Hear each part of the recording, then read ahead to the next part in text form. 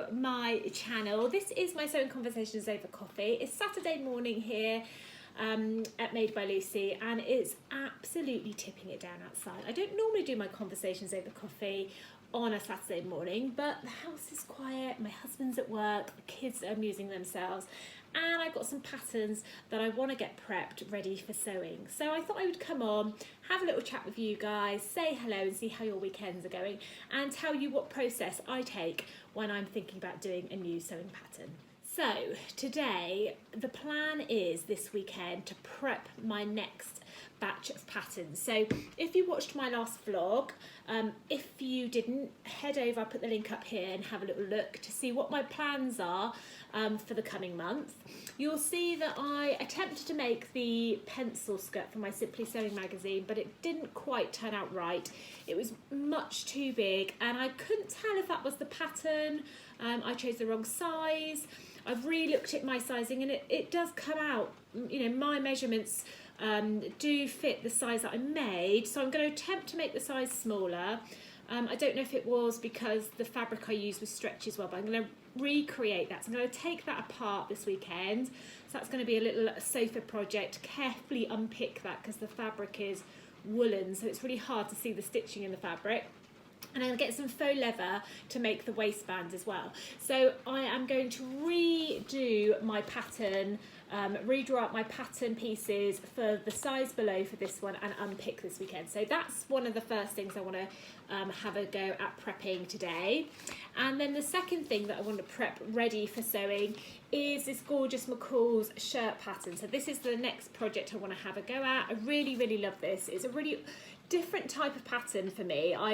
You know, it's quite a different style, but I'm trying to sort of think a little bit outside the box. Things that I like to wear, so shirts I particularly enjoy wearing, although I don't have many shirts these days, which is why I want to make this. And the puff sleeves are really on trend this year and in fashion. I think it would make a really nice sort of smarter or going out shirt as well, which I really lack in my wardrobe. So coming up to this season, I could do with a few going out outfits, so I thought this would be a fab one. So I want to prep this one as well. So prep, I mean reading through the instructions, making sure I'm happy with everything, ensuring I've got the right thread for my fabric, picking any buttons or zips that I might need as well. So I write down a shopping list normally to help me do this. Also, I am washing my fabrics, so they are currently in the washing machine as we speak. We do this because you have to allow for shrinkage in fabrics. If you've got new fabrics, the best thing to do is stick them straight in the washing machine as soon as you receive them, either buy them from the fabric shop or receive them through the post, and then it's done. So when you're ready to sew, you can then just use the fabric straight away, and that just allows for any shrinkage that might happen with the fabrics when you wash them. So they are in the washing machine at the moment, and then I'm going to be hanging them on the radiators to dry them out, because in this weather you can't put it on the line. It's just horrible. It's raining here. I don't know what it's like where you are, but it's just absolutely atrocious weather here in Wiltshire. So that's my next one. So I'm going to be prepping that as well. So in preparation, the things that I do ready to prep for a new pattern is I firstly wash my fabrics, or wash them, you know, when I purchase them is a real hot tip to do.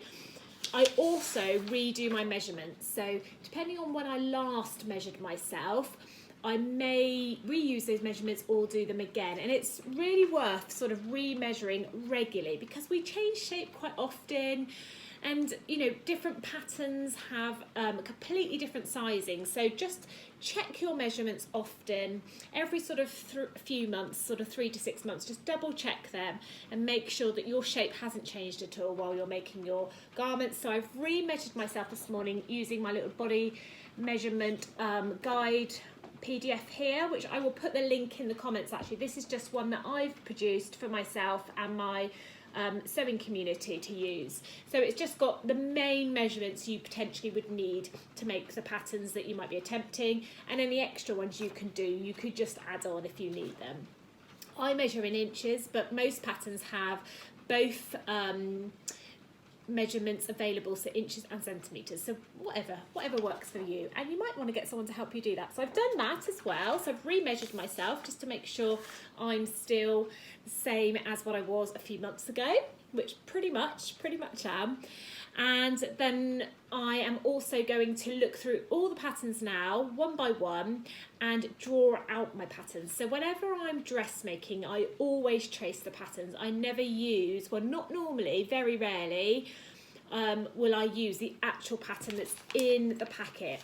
And the reason for that is, one, because I might want to recreate that pattern later on down the line, and I might change shape, you know, I might put on weight or lose weight, so I might need to do a different size. And if you cut straight from the pattern that's in the packet, then you know you potentially can't then use the pattern above because it's cut, so you can't follow a bigger size. So I always trace the patterns on whatever I have to hand, really. I really enjoy using the Honeycomb Park, which is kind of a fabric you can buy online. I purchased mine from Fabric Land, which is my local store, but you can get them online with them as well. So I'll put, again, the link below for you guys. It's really, really cheap to buy. You get a lot for your money. It's translucent, so you can see through it to trace your pattern. It doesn't rip or tear, so it's really good to use, really hard wearing.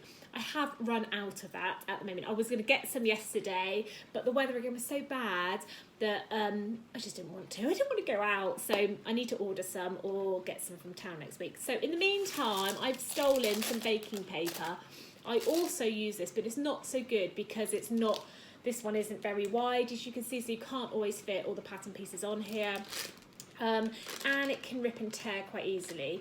But again, you can also buy pattern paper. All sorts of different things are on the market available. Whatever you've got, whatever works for you. I like to use things that are cost effective and what I have to hand, so I don't have to go out and do, you know, find something that I can use for pattern paper. So whatever you've got, really, you can use. So I've got baking paper today to use for my patterns because I've run out of my normal. So I'm going to be looking at my patterns, reading through them, seeing what I need, writing my little shopping list. My fabrics are in the wash, and then I'm going to decide on my size. So deciding on my size, what I do normally is I will look at the reverse of the pattern first of all, and decide, you know, take my measurements and look at what its suggestions are for the different sizing. So it will tell you on here how much fabric you need. So before you purchase fabric, quite often you need to look and see what fabric allowance you need for your sizing. So normally I would have measured myself, which I have previously, worked out how much fabric I need, purchased that to match my pattern. Sometimes I will just see fabric I really like before I've decided what I want to use it for. And if that's the case, I would generally order 2.5 to 3 meters of that fabric, depending on what I think I might be potentially sewing with that. So some fabrics are suitable for specific sort of garments, and you'll kind of know. So, you know, a more lightweight fabric, you're probably going to make like a skirt or a dress or something of that sort. So you'll get an idea of how much fabric you generally use. It is more tricky because you haven't got the actual pattern as a guide to how much fabric you need. But, you know, sometimes we just see the fabric we just need and want, but we don't know what we're going to use it for yet. So I would tend to go for 2.5, 3 meters, because 3 meters would be, you know, plenty to make myself a dress, for instance, depending on how flary the skirt is. So that's what I will tend to do if I see a fabric before the pattern. But if not, I will work out how much fabric I need from the pattern, and that's always on the reverse. You know, you can get, if you're going into a fabric store to buy your pattern of fabric, you can always get them to help you decide how much fabric you will need, take your measurements in and get them to sort of give you a guidance as well if you're unsure. So I look on the back to see what measurements it suggests, and I also look in the pattern instructions, and it will give you a guide of measuring normally. So this McCalls one, my shirt one. Let's have a look. I haven't even looked at this yet. So let's have a look. Let's move these bits out of the way. So, let's slap my tea. So it gives you ideas on here. There's three different options of shirt to make for this particular pattern. Or four, A, B, C, D. 4 different options to make. So it lays out on here the different options. It also lays out on here which ones you need to cut for which different options, how to lay it out on your fabric, etc. What else on here? It's got some sewing directions, a glossary, all sort of helps, tips. Got loads of pictures actually on here on this McCalls. It's a really nice pattern. Right, so there's no sizing instructions on there. Let me just get the actual pattern out and see if that's got any extra sizing information on there. Because quite often you'll find you'll take the sizing from the reverse of the packet, but then it also gives you some information either in the instructions or on the actual pattern itself. So quite often a pattern will have what we call ease. So the pattern itself will tell you what ease you've got of the fitting. So you might have sort of an inch ease, which means you've got sort of an extra inch available to the sizing of the pattern. So if you're falling in the middle of a size, you can tell then whether to go up or down of that sizing. So if you've got an inch ease, so you've got an extra inch around the fabric, you might be able to drop down a size depending on what sizing you're coming up. So it's always worth to just double check as well on the pattern and see if it tells you anywhere. If it doesn't, then it's going to fit exactly to the sizing that are on the reverse of the pattern. So let's have a look. So all these things, it's really good just to have a little check before you get going, before you make the decisions on what size you want, and before you make the decision on, you know, what size pattern to cut out. So just have a really good look around. The other thing I suggest doing as well, when you're prepping your pattern pieces, is to give them a good iron as well. So these are commercial patterns, so they're generally made from this tissue sort of paper, pattern paper, and because they've been folded up in the packet, they're all folded and creased. And you know, if you draw directly from that, potentially it might not be laid completely flat, so you might not get the right sizing. So give it a good press as well on your iron on a low heat. It doesn't matter which side, but I tend to press it on the side that the writing's on because it's a matte sort of feel. On the reverse, it's normally a shiny, but I don't think it matters as long as your iron is on a low heat. Just test the little corner first. So do that as well. So let's have a look. I don't think there's anything on those bits. I'm going to pop them out the way. So patterns can be a bit daunting as well. You know, this one here, this shirt pattern, it's got a few different options and it's got quite a lot of parts to those shirts as well. So when you look at the pattern, like crumbs, there's a lot here. So just write down and really consider when you're prepping your pattern, you know, what pattern pieces you need. So sorry, not on there. When you look at your actual pattern instructions, it will tell you for top A, B, C or whatever, these are the pieces you needed, 1, 2, 3, and they're all labelled. So look at that first. You can sort of draw marks on your pattern pieces so that when you're then tracing them out or cutting them, you can just focus on those bits you need. So do that. Just, you know, see what you're cutting out. So this is a sleeve here at the moment. This is pattern 8, section 8, so you can make sure that you need that for the pattern you're making. So just cross-reference, and like they say with cutting, measure twice, cut once. Again with a pattern, you know, read it twice and measure and cut once. So it's really important to do that because this is a real crucial stage. And I find that the pattern preparation and the fabric preparation takes quite a long time. So it's good to sort of do this on one sewing sit down and then maybe start the sewing at another time. So sort of prep your fabrics, cut your patterns and cut your fabrics on one occasion before you do your sewing. So maybe don't attempt to do it all in one day unless you've got it all, the pattern all ready to go. So let's have a look. Preparing the pattern. It's got a little box on here which is saying preparing the pattern. So it tells you what the little icons are on the pattern pieces themselves. So it's got a little circle here with a cross through, indicates the bust line, waistline line or biceps measurements referred to, circumference of finished garment. So this is, so what that's telling me there is the finished garment will be the sizing which is written underneath this little icon here, which is like a little circle with a cross through there. So on each pattern piece that I might be cutting, there is, yeah, pretty much one of these little circles with a cross through, and it's got the sizing, so 6, 8, 10, 12, 14, and then next to that it tells you what the actual finished sizing will be. So that can be quite different to the sizing that you follow to pick your actual pattern size.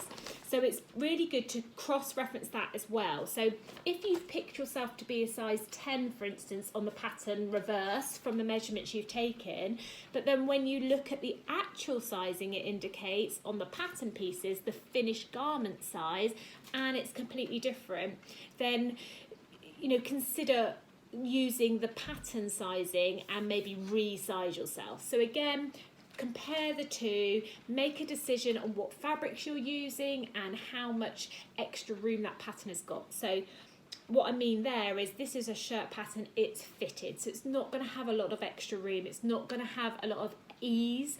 I'm not using a stretchy fabric, so the finished size is going to be the actual size that I'm wearing without any extra movement. So I need to consider that when I'm choosing my size. If I was making a stretchy top like this, for instance, a t-shirt top, it is fitted, but it's made with a stretch fabric, I can consider then that I could go for a slightly smaller sizing because I've got that room to allow the fabric to stretch. So that's just another thing to think about as well.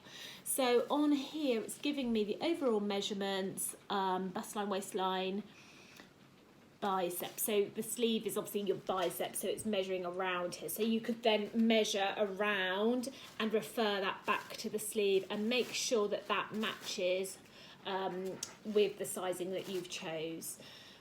What else has it got on here? Lengthen and shorten. It tells you as well to transfer all the tissue markings to the fabric before moving the pattern. So another thing that I do, I've got a helper here. This is very helpful. Let me just turn you around and show you my helper. Hello, Fred. Yes, I know. These furry companions always like to get in positions that they're not allowed to, of course, on the pattern. Thank you. Yeah, I'm definitely going to have to iron that now. Little monkey. So also, can't remember where I was now, I've lost my track. Yes, when you're cutting the pattern from the fabric, another thing that I always do is I keep the pattern pieces attached to the fabrics that I've cut out ready. So if I'm not sewing straight away, you want to keep them with the actual fabric pieces. You want to mark what's sort of the left and the right or front and the back, either with tailor's chalk or notches, and you want to make sure you transfer all the markings on as well. So you'll see there's little markings that are seam lines, button markings, seam matching, and you should have a guide telling you what they are. You want to mark those from your pattern pieces onto your fabrics as well. But I would keep all the pattern pieces with your fabrics until you're ready to use that particular piece of pattern. And then, you know, you're not going to forget, sometimes some of the pattern pieces are quite similar to others. So you might have, you know, your front and your back, they're both in one piece. You might have them that are quite similar looking, so you want to keep them all together. So that's another tip. So let's have a look. Let's see what my measurements are for this one, the shirt one. So let's have a look. So on the back of here, actually, it has got sizing and then finished garment measurements, which is really good because for me, I have found that the actual pattern sizing sometimes isn't my finished size. I like things that are quite tight fitting because I'm quite slim. I'm not worried about having extra room on my garment. I prefer something that's a bit tighter fitting and fitted.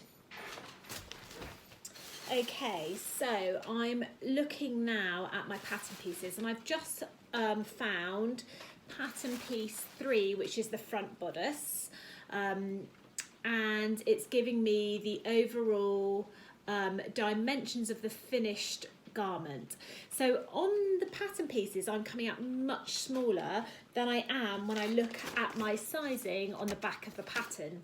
So on my sizing on the back of the pattern, for instance, for my bust and waist, I'm coming out quite big in the sizing, actual size guide. So for instance, on my bust, which is 33.5, I'm coming out between a 10 and a 12, which would be okay. and then my waist, which is 29 inches, I'm coming out between a 14 and 16. So you can see there's quite a lot of movement on the pattern. So the bust area is more fitted than the waist, so it sort of flares out a little bit at the bottom. So I can go down a size on the waist because my bust is my smallest part. But then on the actual pattern, I'm sizing much smaller. On the finished garment size, I'm sizing it size 6. So what I'm going to do in this situation, because the sizing is so different, I'm going to make a toile of or a muslin of the actual pattern itself, and I'm just going to make that of the bodice piece. So really, really simply what I'm going to do is I am going to pick what sizing I think I'll fall between, so somewhere in the middle of the finished garment and my sizing from the back of the pattern, which I feel I'm going to go for a size 10 initially. Because that's kind of, I'm falling between a 10 and a 14 on the pattern instructions, but a 6 and an 8. So I'm going to go right in the middle at size 10. I'm going to draw that out on my pattern paper. I'm going to use just some old sheeting fabric I've got, just to draw up a really rough toile of the bodice part and see how that's fitting me, and then from there I can decide what size I want to go on. So if that falls really big, I'll know to size down, and if it's too tight, I know to size up. So that's what I'm going to do. I wouldn't do that with all patterns, but when you're making garments that are more fitted and slightly more intricate, so you know, got sleeves, darts, collars, nipped in waist, all those types of things, you need to sometimes sort of make a mock-up of what your overall pattern's going to be like, and plus then you won't waste your gorgeous fabric that you've purchased for that item. That's what I'm going to spend my afternoon doing. Everybody's gone out now. My husband's come home from work, he's taken the children to nannies, so I've got the afternoon to put on a cheesy movie, maybe, you know, a cheesy romance, or maybe a little Christmas movie, is that too early?